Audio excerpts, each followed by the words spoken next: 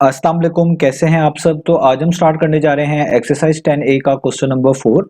तो मेरे पास ये थिंक न्यू सिलेबस मैथमेटिक्स की बुक 1 है और उसका ये चैप्टर नंबर 10 चल रहा है। मैंने इस चैप्टर के नेम से एक सेपरेट प्लेलिस्ट बनाई हुई है, उसका लिंक भी नीचे डिस्क्रिप्शन में दिया हुआ है ताकि आप लोगों को इस चैप्टर से रिलेटेड तमाम सॉल्यूशंस एक ही जगह पर आसानी से इसी प्लेलिस्ट पे मिल सकें। इसके अलावा आपको डिस्क्रिप्शन में मेरे सोशल अकाउंट्स के लिंक यानी मेरी फेसबुक प्रोफाइल, मेरी इंस्टाग्राम प्रोफाइल और मेरा ईमेल आईडी भी मिल जाएगा। आप इन्हीं अकाउंट्स के थ्रू अपने क्वेश्चंस को, सजेशंस को मुझ तक भी पहुंचा सकते हैं। तो आइए स्टार्ट करते हैं हम क्वेश्चन नंबर 4 को। तो आपको सामने स्टेटमेंट भी लिखी हुई नजर आ रही है क्वेश्चन नंबर 4 की, और इसके चारों पार्ट्स भी नीचे मेंशन नजर आ रहे हैं। तो स्टेटमेंट में लिखा हुआ है find the supplementary angles of each of the following angles. तो आपको कहा जा रहा है कि नीचे जो आपको एंगल्स दिए गए हैं, आपने इन डिफरेंट एंगल्स के सप्लीमेंट्री एंगल्स जो है फाइंड आउट करके दिखाने हैं। अब इसके लिए पहले आपको समझना पड़ेगा कि सप्लीमेंट्री एंगल्स होते क्या हैं। तो उनकी डेफिनेशन आपको यहाँ पर नीचे लिखी हुई नजर आ रही है। हम पहले इसको समझ लेते हैं कि सप्लीमेंट्री एंगल्स किसको बोलते हैं। तो यहाँ पे मेंशन्ड है supplementary angles are the two angles that add up to 180 degrees. तो हमने ऐसे दो एंगल्स को सप्लीमेंट्री एंगल्स कहना है जिनको जब सम किया जाए, ऐड का मतलब जिनको जब सम किया जाए, प्लस किया जाए, तो आंसर में हमें क्या मिले 180 डिग्री। जब भी हम किसी भी दो एंगल्स को ऐड करते हैं और आंसर में हमें 180 मिलता है, उन्हीं एंगल्स को हम बोलते हैं कि ये सप्लीमेंट्री एंगल्स हैं।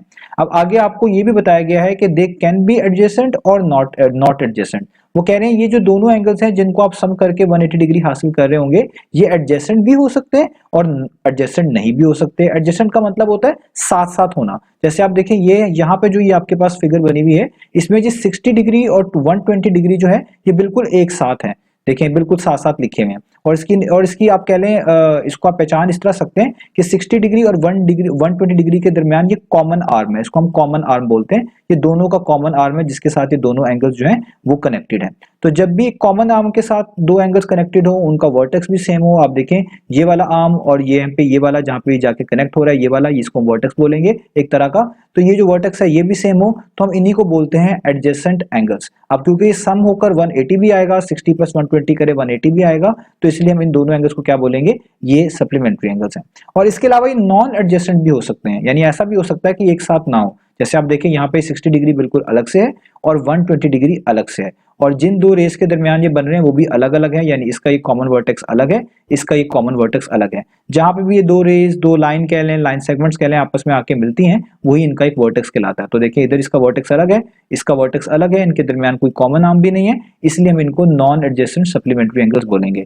तो एट द एंड आपने बस ये चीज याद रखनी है कि जब भी किसी दो एंगल्स को ऐड करें और उनका आंसर 180 डिग्री आ जाए, उनको हम सप्लीमेंट्री एंगल्स बोलेंगे। वो एडजेसेंट भी हो सकते हैं और नॉन एडजेसेंट भी हो सकते हैं। जब वो एडजेसेंट होंगे, याद रखिएगा, तो फिर वो स्ट्रेट लाइन एक बना लेते हैं। जैसे आप देखें यहाँ पे 60 डिग्री और 120 डिग्री अगर एडजेसेंट एंगल है, तो नीचे ये एक स्ट्रेट लाइन बन रही है, उसी के ऊपर ये इस तरीके से आ सकते हैं। तो जब भी एडजेसेंट एंगल्स बनते हैं तो ये एक्चुअली स्ट्रेट लाइन के ऊपर ही बनते हैं। नॉन एडजेसेंट हुए तो फिर डेफिनेटली एक स्ट्रेट लाइन नहीं होंगे। तो ये हमारे पास हो गया सप्लीमेंट्री एंगल्स का कंसेप्ट। अब इन एंगल्स को निकाला कैसे जाता है, क्योंकि इन दोनों एंगल्स का सम हमेशा 180 डिग्री के इक्वल होता है, इसलिए अगर आपने किसी भी एंगल का सप्लीमेंट्री एंगल निकालना हो तो आपने हमेशा उस एंगल को 180 में से माइनस कर देना होता है। पहले 180 लिखेंगे, उसके बाद उस एंगल को माइनस कर देंगे वो इस 180 में से जिसका आपने सप्लीमेंट्री एंगल निकालना होगा। इस तरीके से आपको सप्लीमेंट्री एंगल्स मिलते हैं। तो आइए अब चलते हैं ए पार्ट की तरफ और वहां पर सप्लीमेंट्री एंगल्स को फाइंड आउट करते हैं। तो हम ए पार्ट से स्टार्ट करते हैं। तो ए पार्ट में आपको यहाँ पे दिया गया है 36 डिग्री, आपने इसका सप्लीमेंट्री एंगल निकालना है। तो हम यहाँ पे ये लिखेंगे सारी की सारी चीज कि हम निकालने जा रहे हैं supplementary angle of 36 degree, of 36 degree. आपको बता दिया किसी भी एंगल का आपने सप्लीमेंट्री एंगल निकालना हो, आपने 180 डिग्री लिखना है और उसमें से उस गिवन एंगल को माइनस करवा देना है। तो मैंने 180 में से क्या माइनस करवा देना है, 36 डिग्री, क्योंकि सप्लीमेंट्री एंगल्स बोलते ही उनको है जिनका सम 180 के इक्वल है। अगर इसलिए किसी भी एंगल का सप्लीमेंट्री एंगल निकालना होता है तो हमेशा 180 डिग्री में से माइनस करके निकालते हैं। तो 180 में से आप 36 माइनस करेंगे तो आपके पास आ जाएगा 144 डिग्री। तो यही आपका 36 डिग्री का सप्लीमेंट्री एंगल है। इसको आप चेक भी कर सकते हैं, अगर आप इस 144 को 36 में ऐड करें तो आपको वापस 180 मिलना चाहिए, जो कि 144 प्लस 36 180 ही होता है। इसका मतलब आपने बिल्कुल ठीक निकाला। अब बी पार्ट में करते हैं। तो बी पार्ट में दोबारा से आपको इसी तरीके से ये हेडिंग डालनी पड़ेगी। तो आप यहाँ पे लिखेंगे कि हमने फाइंड आउट करना है सप्लीमेंट्री एंगल, इस बार किसका, बी पार्ट में आपको दिया हुआ एंगल 12 डिग्री, तो आप लिखेंगे ऑफ 12 डिग्री। तो यहाँ पे भी सेम प्रोसीजर होगा, आपने 12 डिग्री का सप्लीमेंट्री एंगल निकालना है तो आपने इसको भी 180 डिग्री में से माइनस करना है। तो आप यहाँ पे लिखेंगे 180 डिग्री माइनस 12 डिग्री।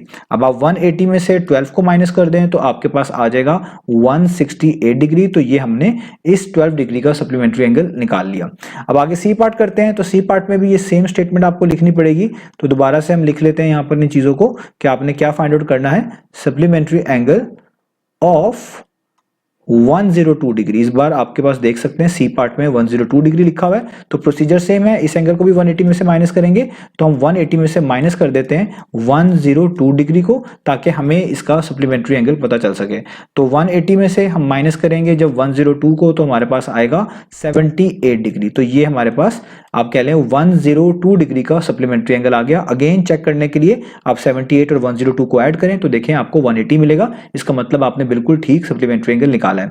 अब चलते हैं इसके लास्ट पार्ट यानी डी पार्ट की तरफ। तो यहाँ पे स्टेटमेंट तो सेम ही रहेगी, तो दोबारा से मैं इसको लिख देता हूँ कि हमने बेसिकली क्या फाइंड आउट करना है, सप्लीमेंट्री एंगल जो है वो फाइंड आउट करके दिखाना है। और इस बार जो हमें एंगल गिवन है वो क्या है, वो है 171। आप देख सकते हैं ऊपर डी पार्ट में 171 लिखा हुआ है, तो इसलिए यहाँ पे लिखेंगे 171 डिग्री।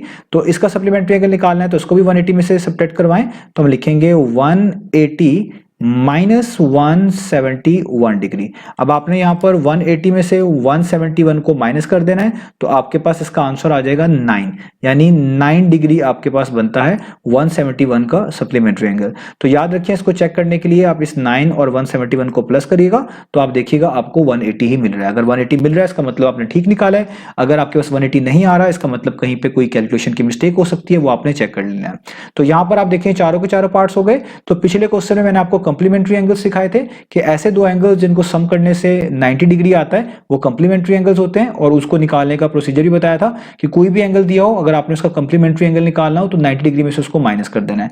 इसी तरीके से आज मैंने आपको सप्लीमेंट्री एंगल्स भी बता दिए हैं कि ऐसे दो एंगल जिनको सम करने से 180 डिग्री मिलता है उनको हम सप्लीमेंट्री एंगल्स बोलते हैं। और इन एंगल्स को निकालने का प्रोसीजर ये होता है कि आपने किसी भी एंगल का सप्लीमेंट्री एंगल निकालना हो तो आपने 180 डिग्री में से उस एंगल को माइनस कर देना होता है। इस तरीके से आपको सप्लीमेंट्री एंगल पता चल जाएगा।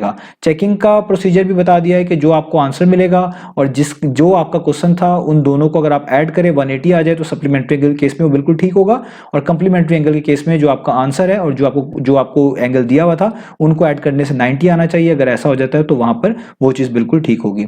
तो उम्मीद है आपको ये दोनों क्वेश्चन 3 भी और क्वेश्चन 4 भी समझ आ गया होगा। इंशाल्लाह हम नेक्स्ट वीडियो से मिलेंगे बाकी सोल्यूशंस के साथ।